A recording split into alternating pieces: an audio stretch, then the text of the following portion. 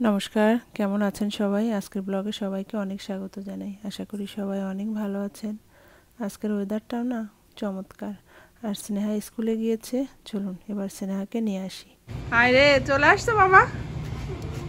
আমার একটু আজকে বের হওয়া দেরি হয়ে গিয়েছে, রান্না শেষ হয়নি তো, খুব তাড়াহুড়ো করে গিয়েছিলাম। ওকে আসো।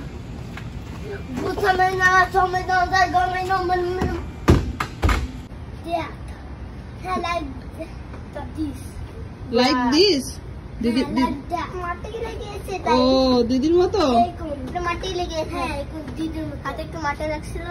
যাও। ওকে চলো আজকে ফার্স্ট লেটস গো। রুমে যেয়ে স্নেহা শ্রেয়াসকে খেতে দিয়েছি। এরই মধ্যে দেখুন কি ঝমঝম করে বৃষ্টি পড়ছে।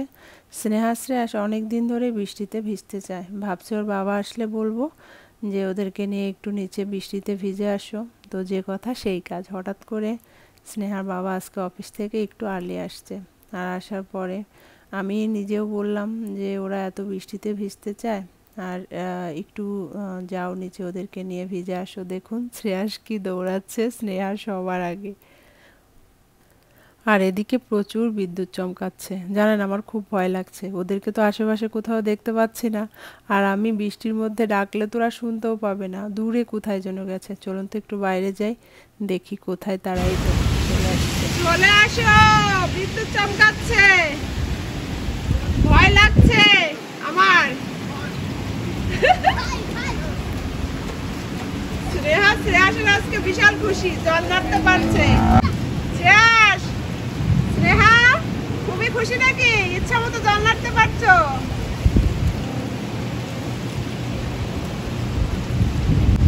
এখন চলে আসো। স্নেহা শ্রেয়াস দুজন কীভাবে জল নাড়ছে ওদের দেখে আমার না ছোটবেলার কথা বড্ড মনে পড়ছে। আমি তো আর যেতে পারলাম না। অন্য কোনো দিন চারজন একসঙ্গে। কি অনেক ওখান দিকে গেছিল, অনেক দূরে এই ফিল্ডে আসছিলে? হ্যাঁ, যাও যাও যাও, স্নান করে ফেলো। স্নেহা কি যে ভালো লাগছে, মনে হচ্ছে আরো ঘন্টা খানেক থাকলে মনে হয় স্নেহার বেশি ভালো হতো নাকি? মনে সুইং করলি তাই? যাও যাও যাও, শুয়ে বলো, যাও স্নান করো।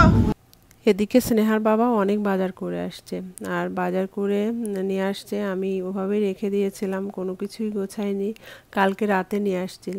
তো চলুন এবারে সব কিছু একে একে গুছিয়ে ফ্রিজে রাখি, না হলে আবার নষ্ট হয়ে যাবে। পেয়ারাগুলো দেখেন কি ফ্রেশ না, দেখতে বড্ড ভালো লাগছে। আর পেয়ারা তো সবারই পছন্দ। স্নেহা শ্রেয়াস খুব পছন্দ করে, আমিও পছন্দ করি, ওর বাবাও সেম। এদিকে ওর বাবা ওই উপাস দিয়ে আসার সময় হচ্ছে বাগান হয়ে আসছে, তো বেশ কিছু লাউয়ের পাতা নিয়ে আসছে। আমরা লাউ পাতা না খুব পছন্দ করি। আর একটা বিষয় না খুব ভালো লাগে জানেন, আমার ছেলে মেয়ে ওরা বিদেশে থাকলেও আমি সবসময় ওদের বিদেশি খাবার অ্যালাউ খুবই কম করি। বাসার খাবারই সবসময় ওদেরকে খাওয়াই। তো ওই কারণে ওরা আমাদের দেশের সব খাবারই খেতে ভীষণ পছন্দ করে। কিন্তু দুঃখের বিষয়, পাওয়া তো আর যায় না। এই সামারেই কয়েকটা লাউয়ের ডগা হলো। দেখেন আমাদের গাছের কি সুন্দর লাউ না, একদম ফ্রেশ কচি লাউ। এই লাউটা খেতেও অনেক মজা হবে। আর কয়েকটা দিনই আছে, তারপরেই শীত চলে আসবে, কিচ্ছু হবে না। এই 2-4 মাসে আর কি হয় বলুন, 3 মাস সব মিলিয়ে আর কি হলো। এর মধ্যে শীত পড়ে যাচ্ছে আর আম নিয়ে আসছে। আমগুলো খেতে অত বেশি ভালো লাগে না, তাও মাঝে মধ্যে একটু খেতে তো ইচ্ছা হয়। আর মাছ নিয়ে আসছে। এই মাছগুলো খেতে না মোটেও ভালো না, কিন্তু যেহেতু এখানে মাছ পাওয়াই যায় নাই বললেই চলে, এই ছোট্ট মাছই আমরা খাই, এই একটা মাছই, বা মাঝে মধ্যে হয়তো আর একটা পাওয়া যায়। তো নিয়ে আসছে। আর এদিকে নিয়ে আসছে কিছু কমলা। সব কিছু গোছাচ্ছি। স্নেহা শ্রেয়াস ওইদিকে দুষ্টুমি করছে। আর বৃষ্টিতে ভিজে তারা দুজন তো মহা খুশি। চলুন এদিকে কাজ শেষ, এবারে কিচেনে যাই। আজকে অনেক কিছু রান্না করব। বেশ কয়েকদিন রান্না করতে পারবো না, তাই আজকে অনেক কিছু একসঙ্গে রান্না করব। আর যেদিন এমন রান্না থাকে, 3-4 দিনের রান্না, সেদিন সারাটা দিন না কিচেনেই চলে যায়। আর এরই ফাঁকে থাকে ওদের স্নান করানো, স্কুল থেকে আসলে ওদের খাওয়ানো, হোমওয়ার্ক করানো। কিভাবে যে সকাল থেকে সন্ধ্যা কেটে যায় বুঝতেই পারি না। আর বিদেশের বাড়িতে নিজে ছাড়া একটা কাজও কেউ নেই এসে করে দেবে, তাই প্রত্যেকটা কাজ যেহেতু নিজেই করতে হয়, একসময় হয়তো বা হাঁপিয়ে উঠি। তারপরে এই তো মরিচগুলো এখন একটু বেছে নিচ্ছি, আর আমার ছেলে এসে হাত লাগিয়েছে, দুষ্টু দুষ্টু কথা বলছে, এত মজার মজার কথা বলা শিখেছে। চলুন মরিচগুলো ছাড়ানো শেষ মুখ, এবারে হচ্ছে বক্সে রেখে দিব, আর বেশ কয়েকদিন চলবে। একটু ঝাল ঝাল না হলে না বাঙালিদের খাবার খেতে ভালোও লাগে না বলুন।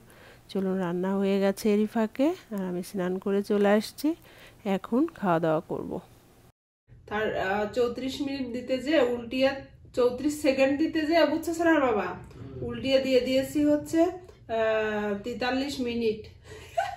পরে এখন দেখি কি ব্যাপার হচ্ছে না, ভাত একদম মনে হচ্ছে রান্না করলাম, একদম গরম বেরোচ্ছে। ওভেনে দিয়েছি ভুল করে, মাথা সব উল্টাপাল্টা হয়ে গেছে। আর আজকে অনেক কিছু রান্না করেছি, 3 দিন সময় পাবো না রান্না করার।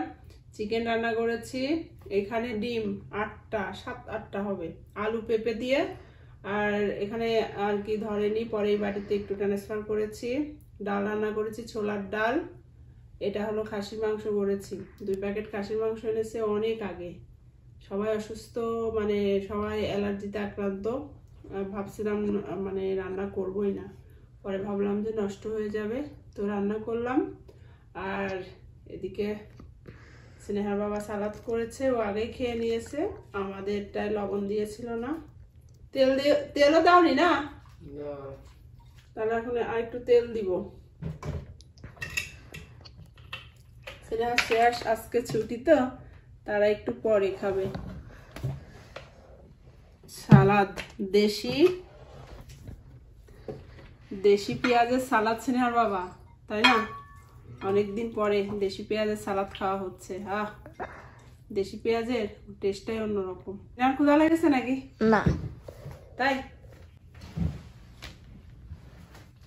অনেকদিন পরে যেহেতু খাসির মাংস রান্না হলো, একটু নেই 1 পিস। আমাদের শেয়ারটা আবার খেতে পারবে না, ওর জন্য চিকেন করেছি। এত অ্যালার্জি ছেলেটার। সিলেটি মরিচ।